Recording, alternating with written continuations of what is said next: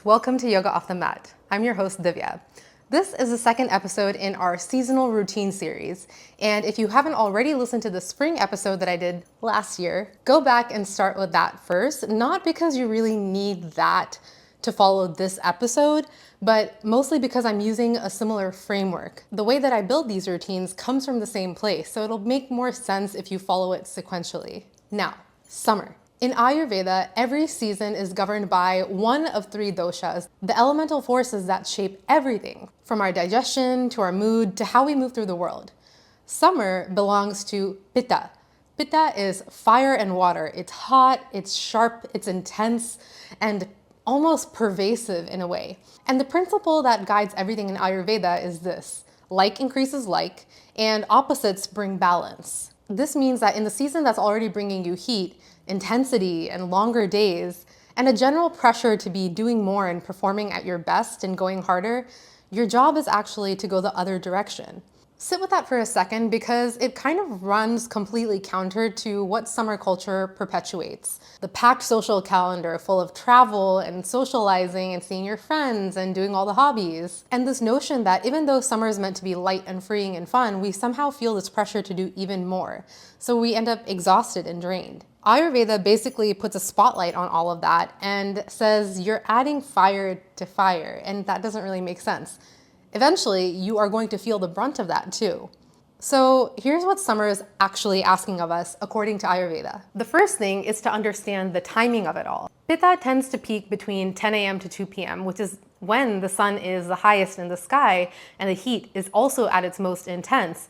Your internal fire is a little bit more easily aggravated in these conditions. So Ayurveda basically recommends to structure most of your active moments during the cooler bookends of the day, so really early in the morning or much later in the evening when things are a bit cooler. This means walking before the heat of the day takes over. Somewhere between 6 to 7 or maybe even like 8 a.m. is probably reasonable. Anything that requires a ton of energy and focus is best to be done before the peak of the day, which is usually between like 12 to 2 p.m. when our body feels the most drained and tired from all the heat. And another thing, Ayurveda is one of the only traditions that will recommend a short afternoon rest in the summertime. Not as much in the other seasons, but definitely in the summer because of the way that the heat impacts our physiology and our overall functions. Growing up, every time I would visit India, it's so common, especially in the summers when we would go during summer vacation, for all the elders to take an afternoon nap. And this is ancient wisdom, it's not laziness. So you're ready to build a routine. Let's build one from scratch. We're gonna start with the principle of saucha, or cleanliness, the niyama of preparing your slate for the day. Here's how the practices will shift with the season.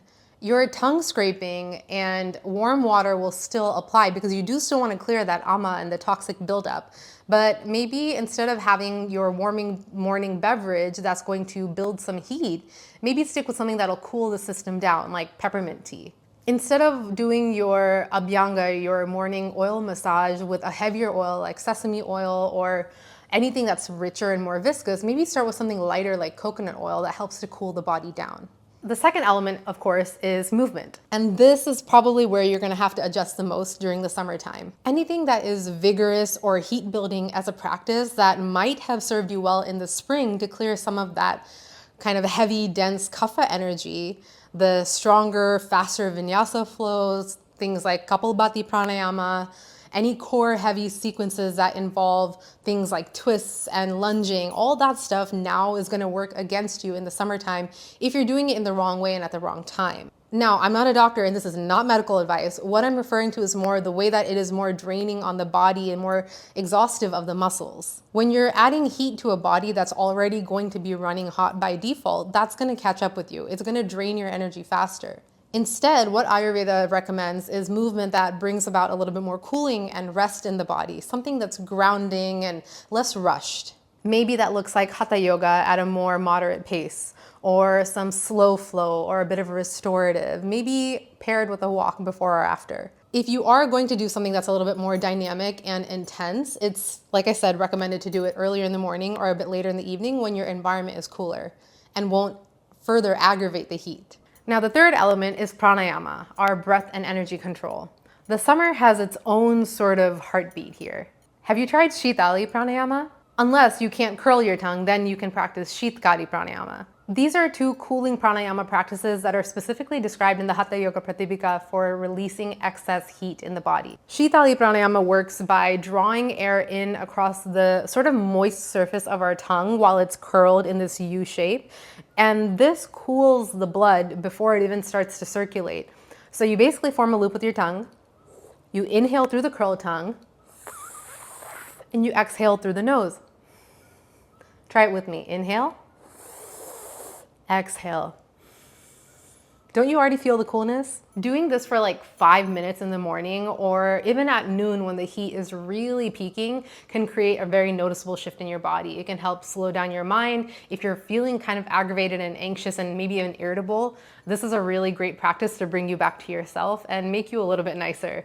I like to think about it like the Kit Kat breath. You just need a little bit and you're back to being yourself. If you're like me, in the summertime, I can get a little bit irritable because the heat makes me feel a little prickly. So this is a good tool to have in your back pocket if people are like, you're not really acting like yourself. So we're gonna put Kapalabhati and other practices like that on the shelf until fall when we need more of that internal heat. The next element is what you eat and when you eat it. Agni, which is your digestive fire, typically decreases in the summertime, which is why heavy meals can leave you feeling really lethargic and sluggish and just zapped of any energy, which is different to how your body might handle those same meals in the fall or winter. The body is intuitive and so smart. In the summertime, it's directing more energy towards keeping you cool and less towards digestion, which is why it's important that we eat accordingly. Eating lighter, fresher food and earlier in the day gives us enough time to digest it by the time we go to sleep. And eating seasonally is really important here. Sweet, hydrating fruits like watermelon, peaches, blueberries, strawberry, cherries, figs, things like cucumbers, zucchini, leafy greens, spinach. Your digestion is going to peak during the midday point, which is when it's typically recommended by Ayurveda to have your biggest, heaviest meal. It also says that we should avoid anything that's spicy or sour or fermented, anything that's heat generating.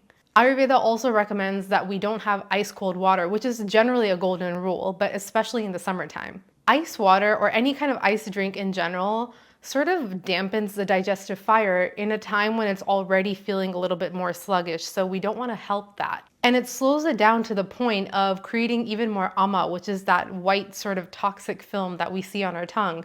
It's also there in other parts of the body, but yeah, slower digestion leads to more ama. And then finally, we have svadhyaya, the element of self-reflection. In the summertime, this one hits a little bit differently because typically when pitta is elevated, it makes us feel like we're more driven, like we have more to achieve and accomplish.